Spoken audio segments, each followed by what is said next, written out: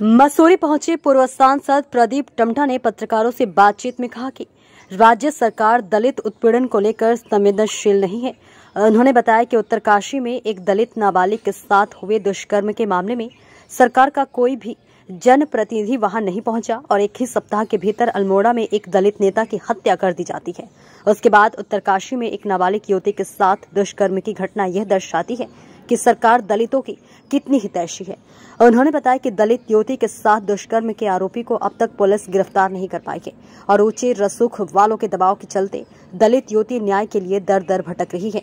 साथ ही पुलिस भी प्राथमिकी दर्ज करने में टाल मटोल कर रही थी, जिसके बाद पुलिस पर दबाव बनाकर प्राथमिकी दर्ज की गई। पत्रकारों द्वारा पूछे गए भर्ती घोटाले के बारे में उन्होंने कहा कि कांग्रेस पार्टी लगातार भर्ती घोटाले की सीबीआई जांच की मांग करती आ रही है, लेकिन प्रदेश के मुखिया भ्रष्ट अधिकारियों और प्रतिनिधियों को बचाने का काम कर रहे हैं।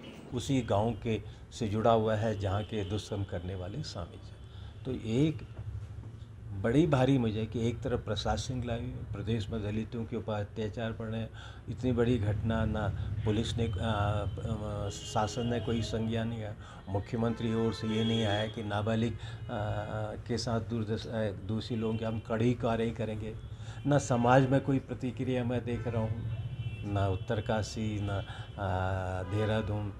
अगर कोई दूसरे वर्ग के साथ ये घटना हो तो पता नहीं कितने कैंडल मार्च और अखबार मीडिया तमाम लोग आ जाते हैं। तो 75 वर्ष की आज़ादी की हम मना रहे हैं और इस प्रदेश के अंदर एक हफ्ते के अंदर 2 घटनाएं। अल्मोड़े में दलित की हत्या हो जाना कोई पाप नहीं था, प्रेम संबंध किए थे। उस लड़की को जो अपने ही परिवार से प्रताड़ित थी उसको जगह दी थी।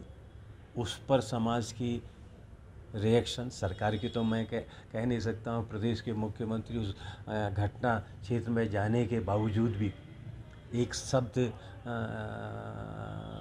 सहानुभूति का नहीं बोल गए।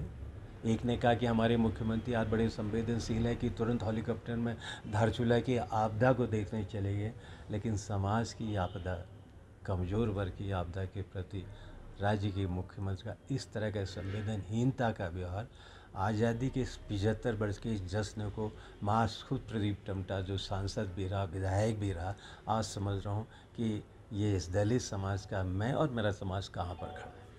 सर, जो उत्तरकाशी में एक नाबालिग के साथ दुष्कर्म किया गया उस सिलसिले में आप उत्तरकाशी गए थे, किस तरीके का मामला है और आपके द्वारा क्या कार्रवाई की जा रही है इसमें? ये बहुत गंभीर मसला है।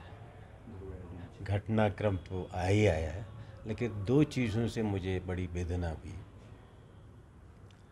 जो महिला है बच्ची 16 साल की है, पति ने उसकी माँ को छोड़ दिया है। माँ और उसका एक बच्चा है, वो भी विकलांग है।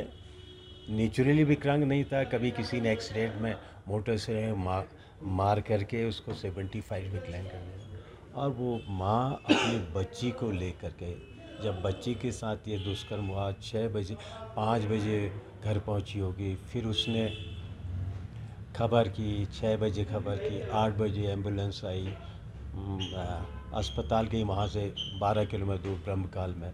वहाँ के लोगों ने फिर पुलिस ने केस होने के कारण नहीं लेकर के उसको फिर एम्बुलेंस में अस्पताल भेज दिया।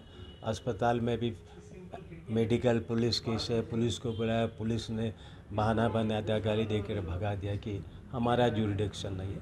अरे आपका जुरिडिक्शन नहीं, उस गरीब महिला को क्या है कि ये पटवारी रेवेन्यू केस में आता है।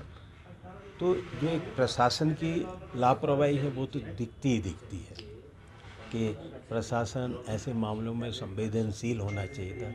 वो तो एक एसडीएम ढूंढा कि संवेदनशीलता है कि रात सुबह 7 बजे जब उसके पास गई होगी, उसने लड़की को देखा होगा, बूढ़ी महिला को देखा होगा, तब जा कर के कार्रवाई। लेकिन उस क्षेत्र में जो मुझे विशेषकर दलितों की जो स्थिति है वो बड़ी है। इतनी घटना के होने के बावजूद उस गांव में उसके रिश्तेदार सब थे, कोई उसके साथ नहीं गया। आखिर क्यों नहीं गया? ये भय, मुझे ये सबसे बड़ा प्रश्न भय है कि जहाँ प्रतिरोध होना है उसके साथ कोई ना कोई तो जाना चाहिए था, कोई नहीं जा कर के। ये देख रहा अभी भी समाज में वहाँ पर दलितों की स्थिति में प्रतिरोध और आक्रोश व्यक्त की क्षमता नहीं है कि हम अगर इसके साथ जाएंगे तो फिर कहीं हमारे साथ में नहीं है, उसका परिणाम भी दिख रहा था। उस महिला में एक छोटी सी दुकान किसी से किराए में लिए हुए, अब वो उस दुकान को भी मालिक कह रहा कि छोड़ दो,